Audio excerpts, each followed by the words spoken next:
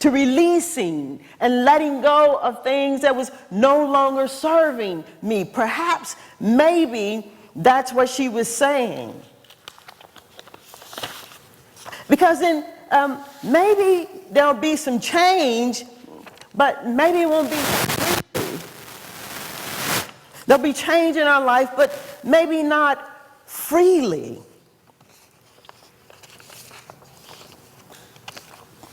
I can't find what I'm looking for. But that's okay. So then if we don't let our yes be a yes and our no be a no, where we really look at what it means to let go and to let God, and if we don't, we'll just continue to let our life be determined by our circumstances, rather than determining what kind of life you and I are going to live. Change freely, then, in my mind, it equals freedom to choose. Living in a quiet assurance that everything is already all right. But you see, the thing is that freedom requires more than your time. It requires more than your time to know the vastness of the divine power and presence of God. It takes more than your time to begin to understand, to embody and embrace everything that your reasoning mind has taught you, to bring it in so close to you that you get a greater understanding from it. I'm not suggesting that we throw away all that our reasoning and rational and logical mind has given us. The invitation, rather, is for you to bring it in, to get close to it so you can see it, so you can pull it apart. An act of embodying it and embracing it so you can see the avenues for transformation, so we can begin to transcend it. And so it's going to take more than your time, though, to know this, the vastness of God and what's possible and what's always possible. It's going to take more than your time to begin to understand and embrace this idea that I am one with God. Everywhere that I am, God is, and the possibilities are infinite, abound and around, available to me and available to you. To begin to understand what it really and truly means to let go and to let God.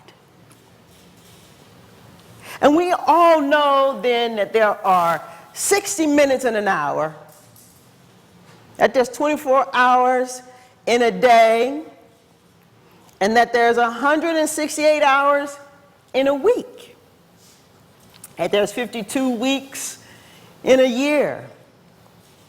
Therefore, if we take 15 minutes a day to pray, to meditate, to contemplate, if we take 15 minutes a day for 365 days, that means we would have spent 5,475 minutes in practice, which equals 32 hours of prayer, meditation, affirmation, which equals one day,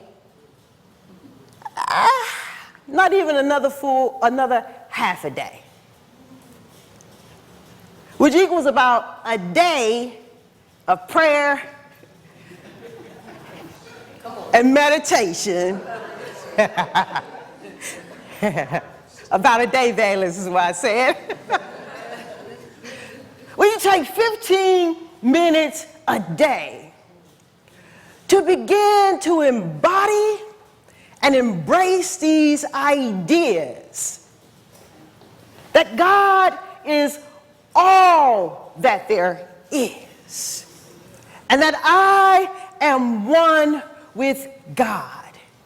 It's going to take more than your time.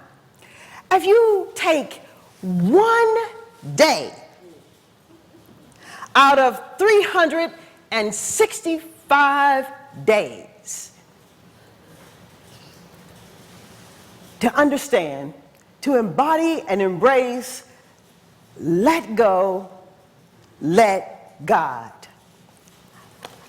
I'm gonna let you figure the rest of that out for yourself.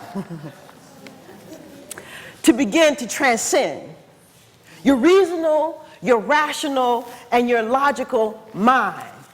See, what we're talking about here is nothing foreign to us. We are talking about prayer. We're talking about prayer. And Howard Thurman, in his book, Deep is the Hunger, on page 149, he says this: prayer grows out of an imperative urgency, sometimes pointed, sometimes diffused. It enables one to keep fresh and focused in spirit the dedication to which one's life is given. We get to decide what kind of life we're going to live.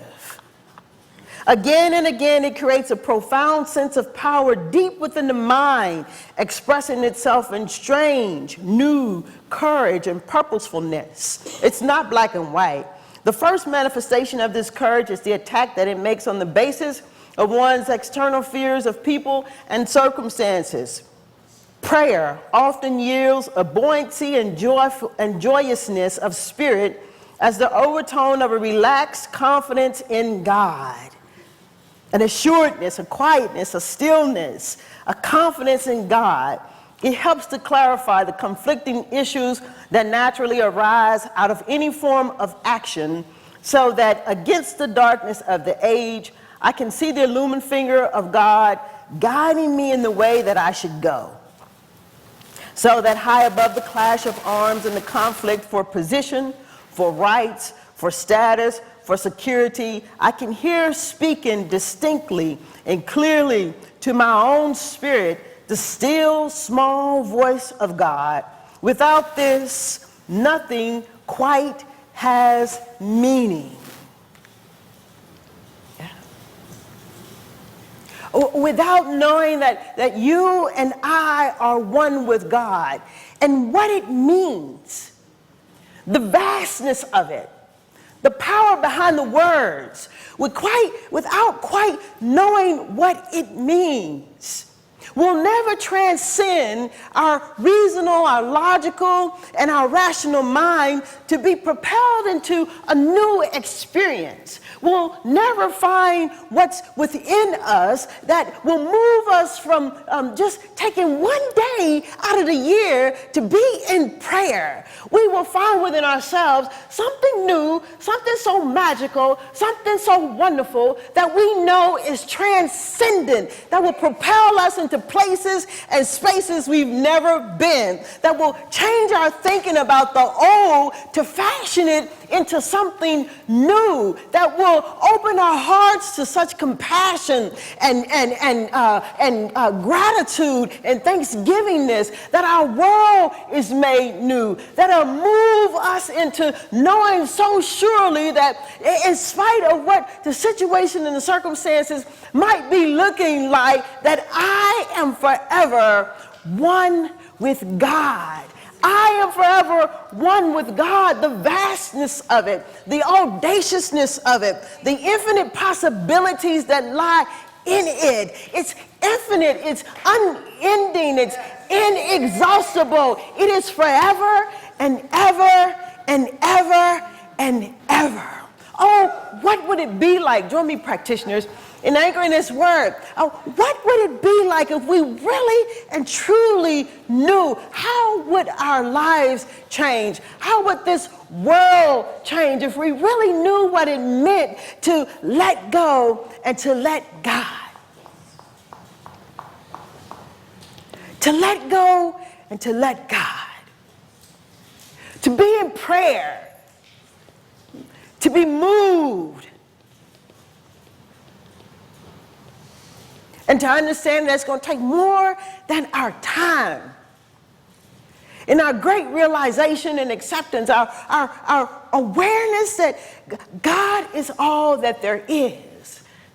That there's only one life, that there's only one mind, that there's only one power, and there's only one presence. It's you and it's me. We are of it. God's representation and expression in its fullness and its allness, where nothing's missing and nothing's lacking. My mind is the mind of God, where we stand and declare and decree wherever we find ourselves, whatever we are doing, whatever we are being, whatever the situation is, whatever the circumstance is, where we declare and decree for ourselves that my mind is the mind of God's. Its infinite ideas are flowing through me and to me now. I know what to do.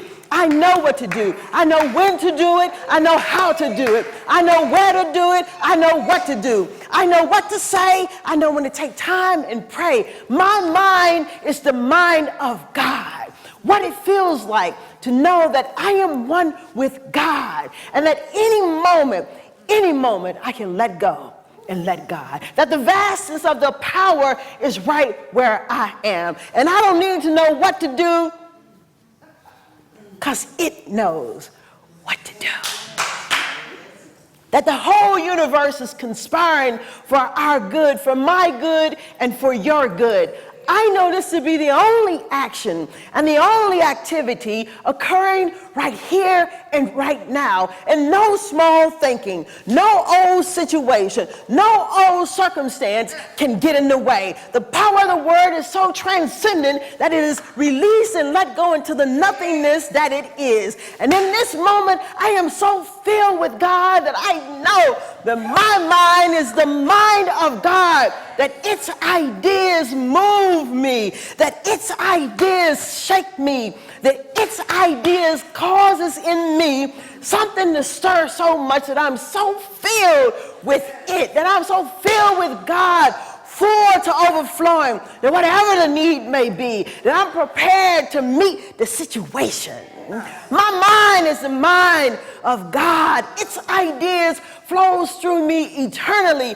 Healing and wholeness is mine now. I only see the perfection of God when I step forward and move forward in my life. I only see what's possible. I only see what's good. I only see what's right.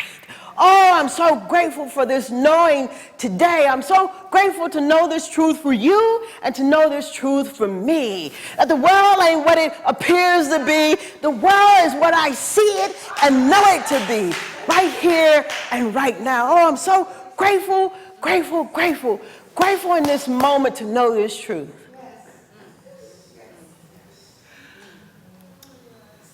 That I'm moved in this moment simply to gather these words, releasing them into the mighty, mighty, mighty law that I know to be always operating on my word, causing things to happen that I'm not even aware of.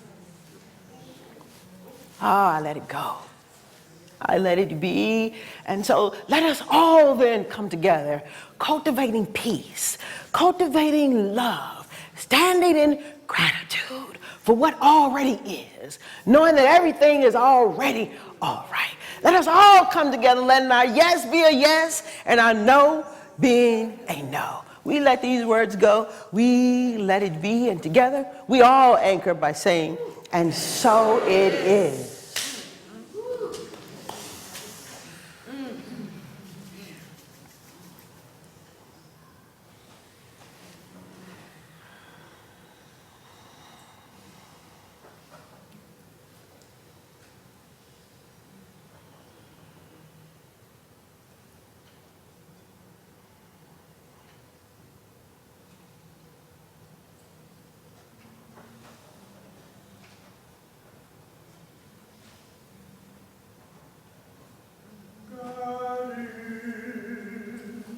Uh-huh.